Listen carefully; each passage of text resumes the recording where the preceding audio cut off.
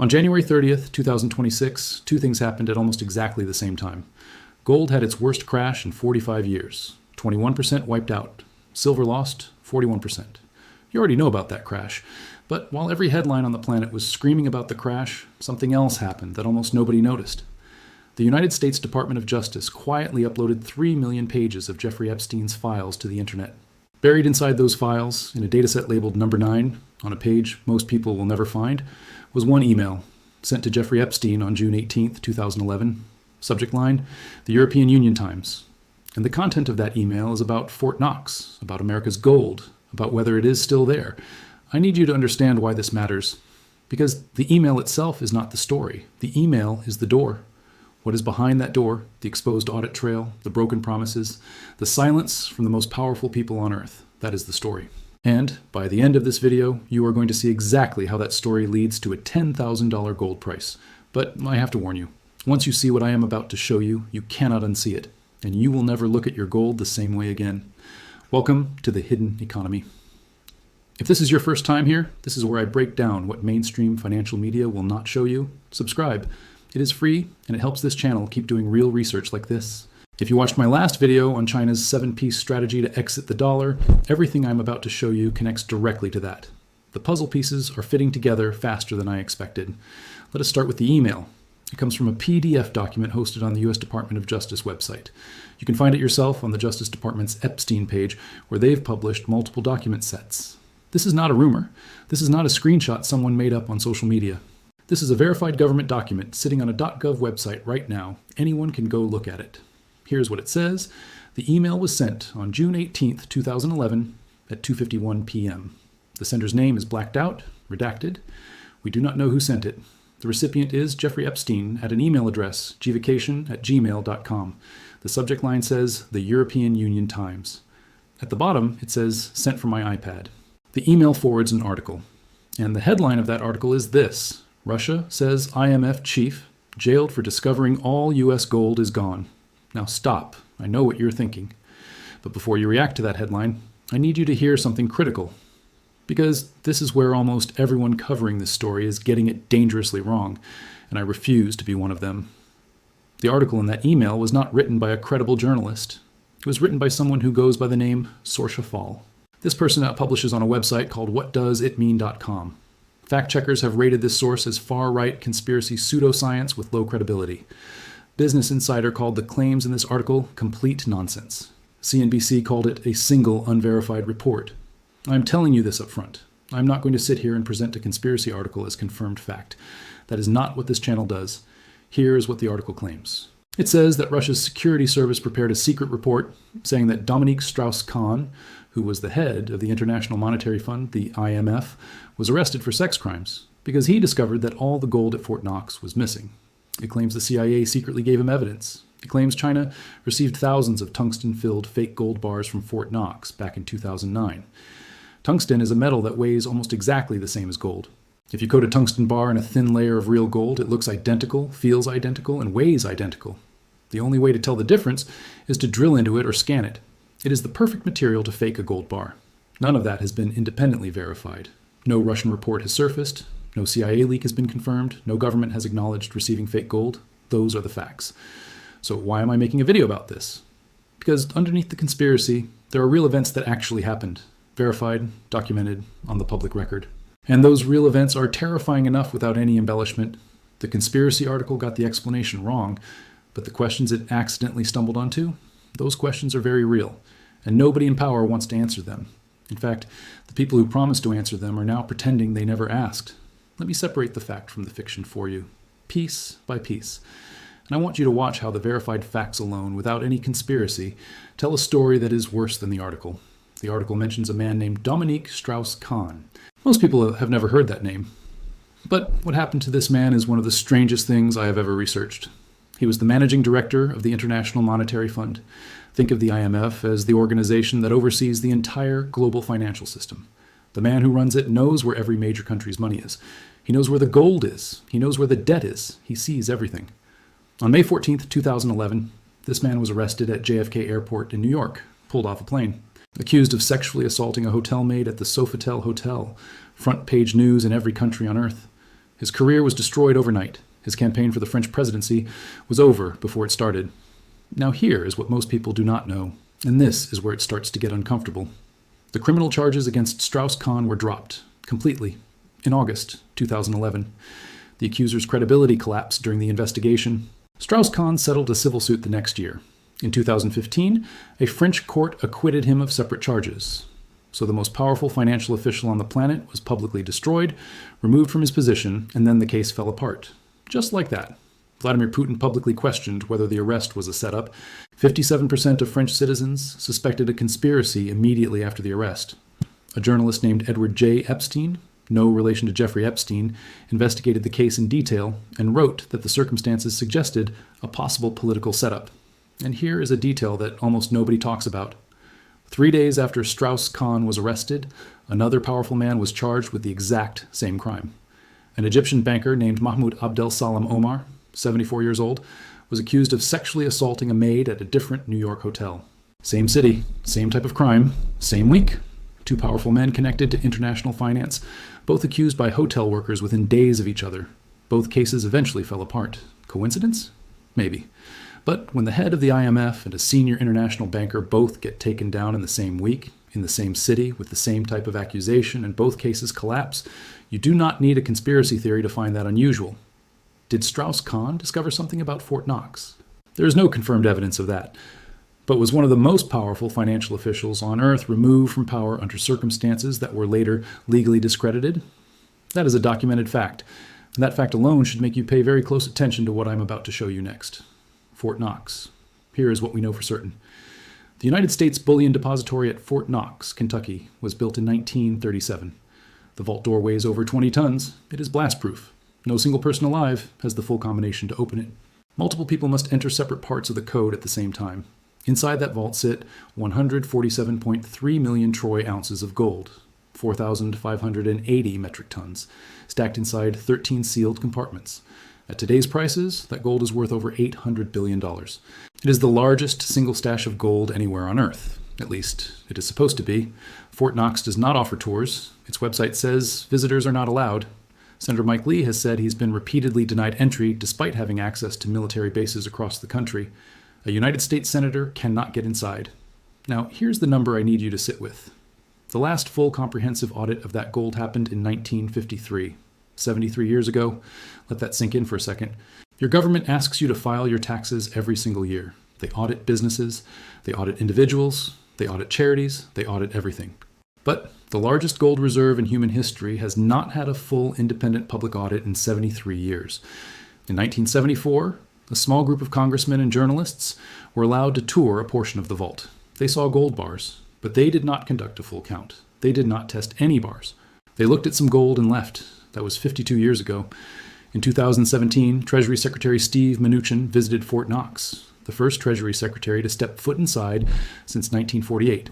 He came out, pulled out his phone, and tweeted, "Glad gold is safe!" That was it. That was the verification. A tweet. And I have to be honest, when I read that for the first time during my research, I laughed. $800 billion in gold, and the proof that it exists is a tweet with an exclamation mark. Now the government says they do annual audits. But here is what those audits actually are. The Office of Inspector General checks some paperwork. They look at seals on vault doors. They do not drill any gold bars to check if they are solid gold or tungsten filled. They do not weigh every bar. They do not bring in independent auditors. And the results are not made public. You are simply told the gold is there. Trust us. Now here is where this story goes from interesting to unbelievable. And everything I am about to tell you is on the public record, on camera, in official statements, from the President of the United States and the richest man on Earth. In February 2025, Elon Musk posted on X, "Who is confirming that gold was not stolen from Fort Knox? Maybe it is there, maybe it is not." He said he wanted to live stream an inspection of Fort Knox. The richest man on the planet wanted to put cameras inside that vault and show the whole world what is in there. Then Donald Trump, aboard Air Force One on February 20th, told reporters on camera, "We are going to go into Fort Knox, the fabled Fort Knox, to make sure the gold is there. The President of the United States said that." On the record. On Air Force One, Senator Rand Paul immediately jumped in. He formally requested that Treasury Secretary Scott Bessent arrange an inspection visit. He gave him a deadline, 30 days. Now I want you to remember those three names: Musk, Trump, Paul. the richest man on earth, the President of the United States, a sitting United States Senator, all three publicly committed to opening Fort Knox and showing America what is inside. And then, silence. Total silence. Musk's last public mention of Fort Knox was April 6, 2025, a Fox Business interview where he talked about live streaming the inspection.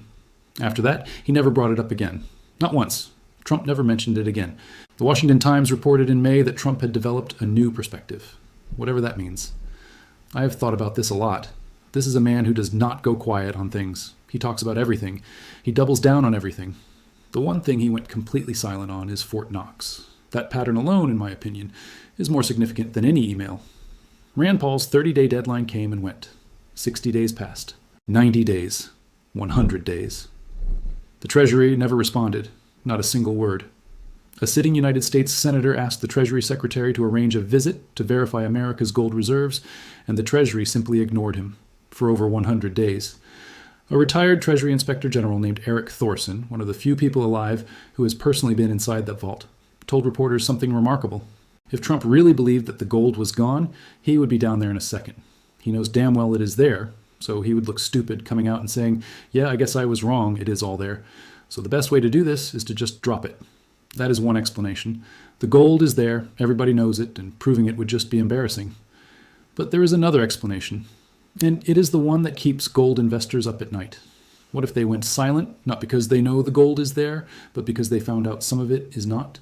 What if someone walked into that conversation and said, "Mr. President, you do not want to open that door. I have no proof that happened. Nobody does." But that possibility is exactly why Congressman Thomas Massie introduced a bill in June 2025 called the Gold Reserve Transparency Act. It calls for the first comprehensive independent audit of Fort Knox since the 1950s. Independent auditors, full physical count, bars drilled and tested, results made public. As of today, that bill has not been voted on. It is sitting in Congress collecting dust. And if you think this kind of question only exists in conspiracy theories, it does not. It already happened. To Germany. In 2013, Germany asked the Federal Reserve Bank of New York to send back 300 tons of gold, German gold, stored in an American vault, sitting there with Germany's name on it. The response was that it would take 7 years. 300 tons of gold supposedly already separated and accounted for, and the answer was come back in 2020. In the first year, barely any of it came back from New York. And when the gold did eventually arrive, the bars had been melted down and recast into new bars. They were not the original bars Germany deposited. Germany's central bank, the Bundesbank, said it was to meet current standards. Critics said it raised an obvious question. If the original bars were sitting right there, why would you melt them down and make new ones? Germany got their gold back by 2017, but the fact that it took 4 years to return something that should have been loaded onto a plane in a week has never been satisfactorily explained. And I want to tell you what I think about this. The Germany story is not a conspiracy theory. It is a documented event between two allied nations. And if the Federal Reserve could not immediately return gold that belonged to Germany, that raises a very simple question. Was it actually sitting there waiting to be returned? Or did someone have to go find it first? Now I want you to hold all of this in your mind at the same time. The email exists. The article it references is from a conspiracy source, and I have told you that clearly. But 73 years without a full audit is real. 3 of the most powerful people on earth going silent is real. A senator ignored for 100 days is real. Germany waiting 4 years for their own gold is real. And a bill to force an audit collecting dust in Congress is real. And I have not even gotten to the scariest part yet.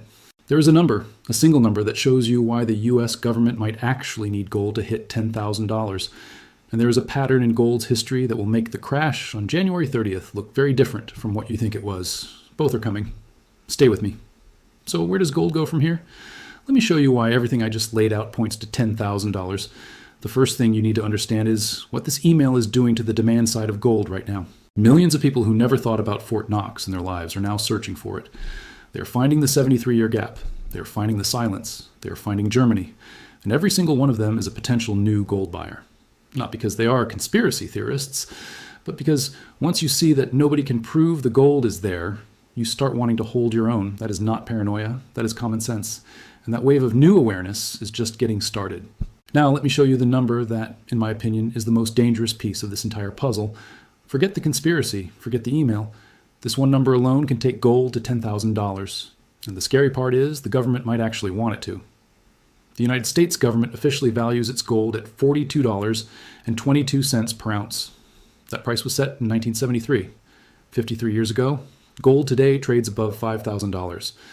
The official book value of all the gold at Fort Knox is $6.2 billion. The actual market value is over $800 billion. Think about how insane that is. The government is carrying $800 billion worth of gold on its books at $6.2 billion. That is like saying your house is worth $500,000, but writing it down as $40,000 on your tax return.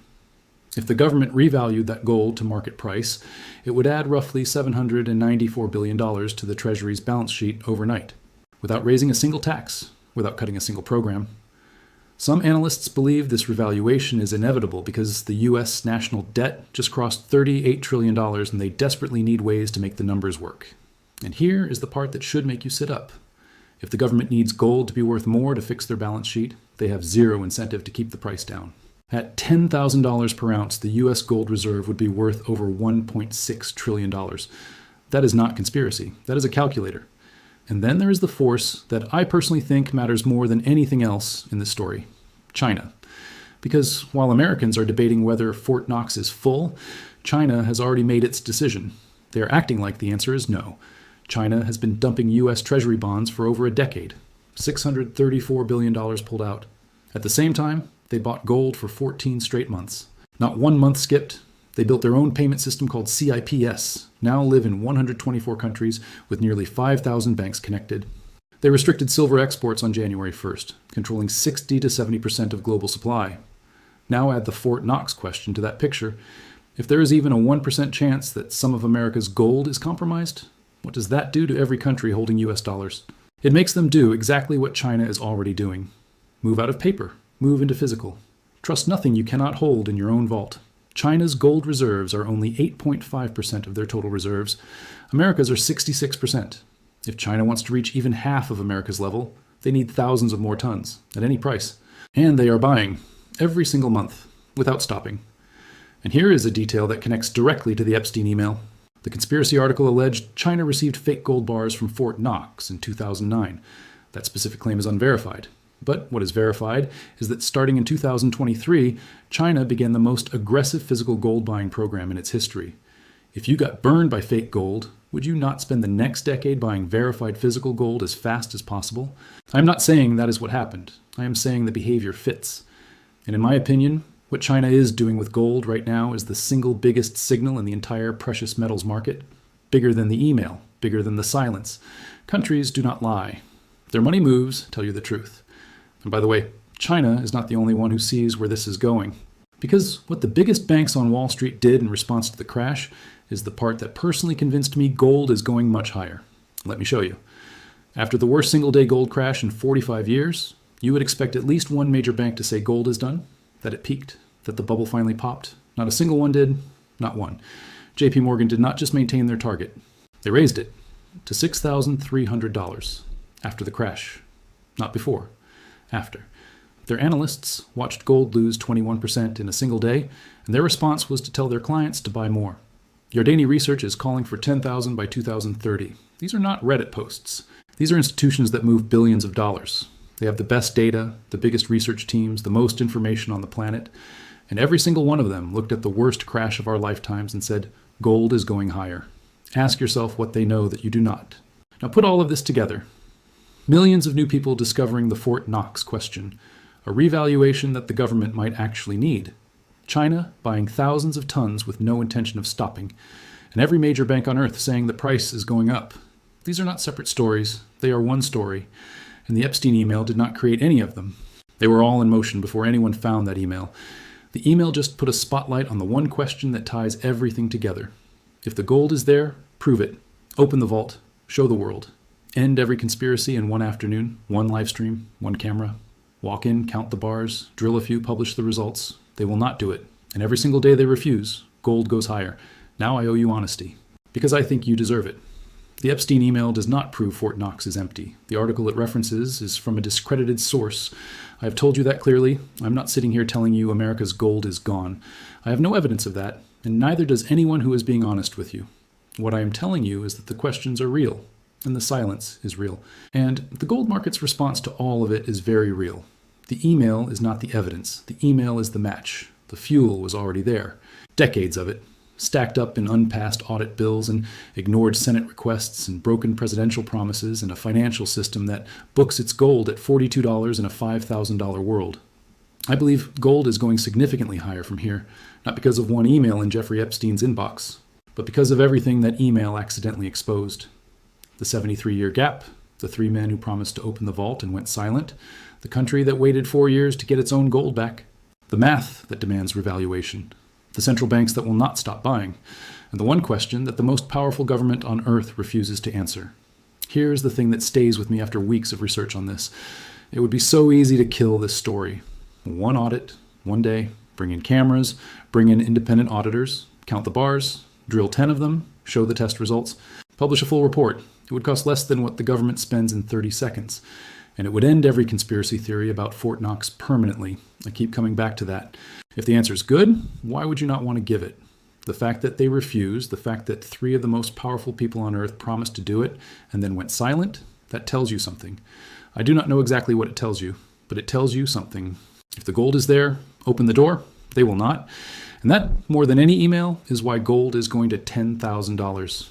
If you want to understand exactly how China's full 7-piece strategy to exit the dollar connects to everything I showed you today, that video is linked right here. The treasury dump, the gold buying, the SIP system, the silver controls. It is the other half of this story. In my next video, I'm going to show you something that almost nobody is talking about. Gold has done that only 2 other times in its entire history. And both times, what happened next was the biggest bull run of that generation. When you see the pattern, you will understand why I believe this crash was not the end. It was the beginning. Subscribe so you do not miss it. Drop a comment and tell me, do you think Fort Knox should be audited? Yes or no? I want to see where this audience stands. I read every single comment. And share this video with one person who needs to see this.